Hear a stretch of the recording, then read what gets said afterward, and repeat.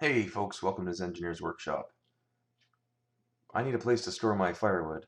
Here in Canada it gets pretty cold, and running out in my skivvies in the middle of the night to put a log on the fire just isn't going to happen for much longer, I can tell you that.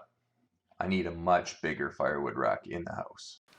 I bought one of these online last year, and let's just say it looked a lot bigger in the photos than it did in person. It didn't hold much more than my wood burning stove does, really. Certainly not a full day's worth of firewood. So rather than play interweb roulette and try and order another one, I decided I'd build my own Zengineer size version.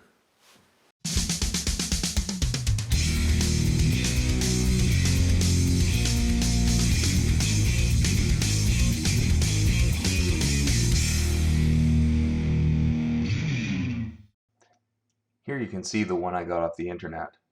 It barely holds 3 pieces of Canadian firewood. It's hard to tell scale in a video, so I'll just measure it for us. 3/4 of an inch square tubing on the verticals, and then throwing a tape on it, we've got an overall width of about 13 inches. We're just shy of that actually. And then of course log depth here, 12.5 inches or so. And the overall log section height is about 19 inches. So I think we're going to do something pretty similar to before. We're going to do the 4 verticals.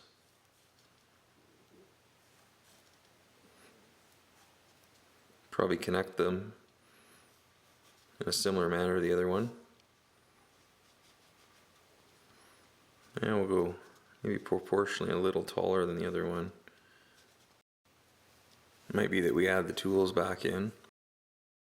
Put this shelf in so that you can put kindling or paper underneath there. I really like that feature actually. Might even do 2 layers so we can do kindling and paper. Depends how tall we get here. But I've got to be able to hold a full night's worth of firewood, there's no question. The 13-inch depth on the old one was not bad. Probably do pretty similar, maybe go up to maybe 14 or 15. But the width was 13 as well. This is going to have to be more like 20, maybe 24 wide. And the height is going to have to increase quite a bit as well. We're going to go 24 to 30 in this dimension. And then we'll have this space at the bottom, probably be another 12, give or take. My material of choice is this 1.5 inch box tubing. 1/16 wall, fairly lightweight, but strong enough for the application, and big enough not to look too dainty. Alright, well, let's get the chop saw fired up here and cut some material to size. I'm sure not missing my abrasive chop saw.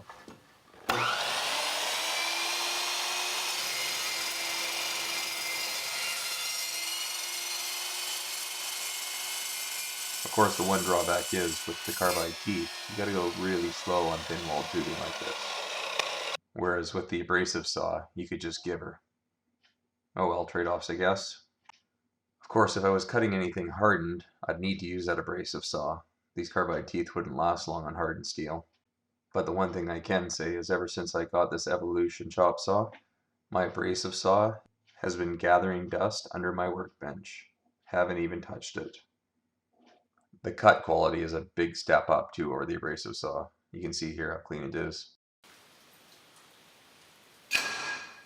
Well, and there we go, we got some parts cut. Let's clean these up on the 2x72 belt grinder. I've got a video on the building of this. I'll link it up above. Suffice to say, I use this tool a lot. You can see how quickly it chews through these burrs that's left on this. The steel shows up coated in oil and really dirty, so let's hit it with some acetone. I really should work on keeping my workspace clear. It's nothing worse than having things falling over as you work. I put myself in that situation far too often. They say measure twice, cut once. Well, that would be something to aspire to. Here I am trying to wear out my tape measure by using it too much. In retrospect, I do need to spend some time on fixturing for this welding table.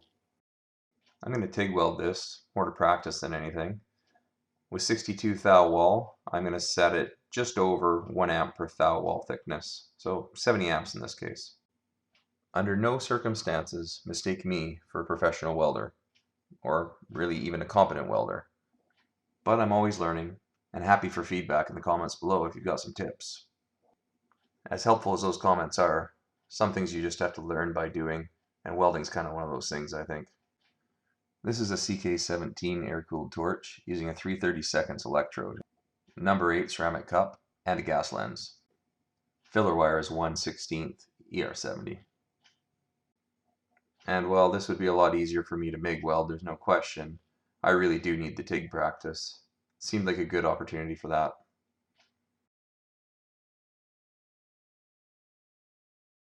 We'll double these up on top of each other, make sure they're dimensionally the same, and then keep going on the second one, tacking them together. I'm finding that having my welding table pressed against the wall like this is actually a bit of a problem when you work on bigger stuff. If my shop was a bit bigger, I'd pull it out into the middle of the room so that I could overhang the edges without running into stuff. This welding table is really great though. It's 60 inches by 30 inches, weighs about 600 pounds. Not bad for a freebie. Just mocking this up next to the original one so I can see the dimensional differences. Also looking at proportions here.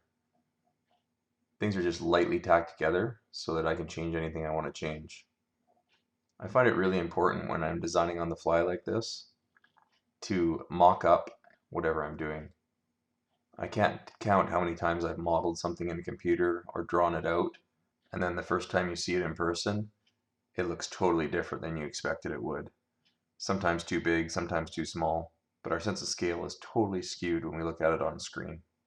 And that's why with so many virtual ways to represent something, car manufacturers still use clay models so they can visualize in person with their own eyes, not through a screen. Now that we have things roughly welded together, let's take a look. That should definitely hold more firewood, there's no question about that. Still have the hooks and tools to deal with though. They were probably the best part of the original one.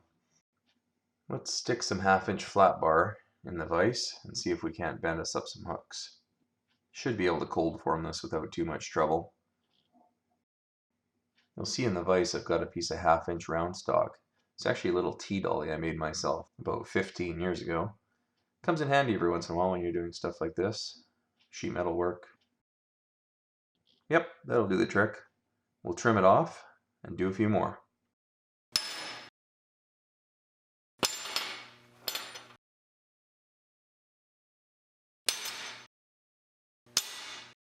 We'll clean those up and weld them on, and now we've got the hardware attached. Yeah, that'll work. Looks good. Let's hit it with some paint. Given this is going to have a pretty rough life, I'm definitely going to make sure I prep and prime appropriately. Start off by wiping down everything with acetone one more time, and then we'll hit it with some red oxide primer here.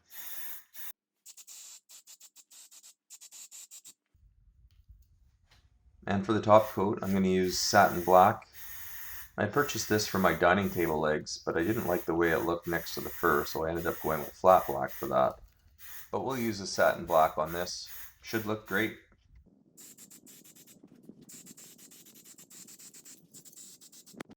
Just as I did with my dining table build, I used my 3D printer to print out some pieces. In this case, plastic end caps for the top and bottom so that the floor didn't get marked and so that there was a nice finish to the tubing that was left open.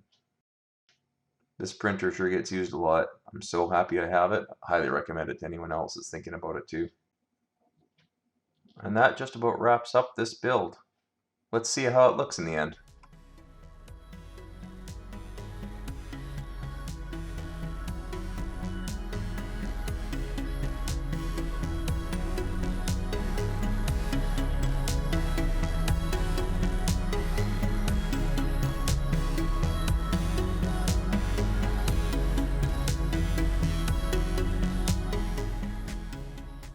Thanks for watching.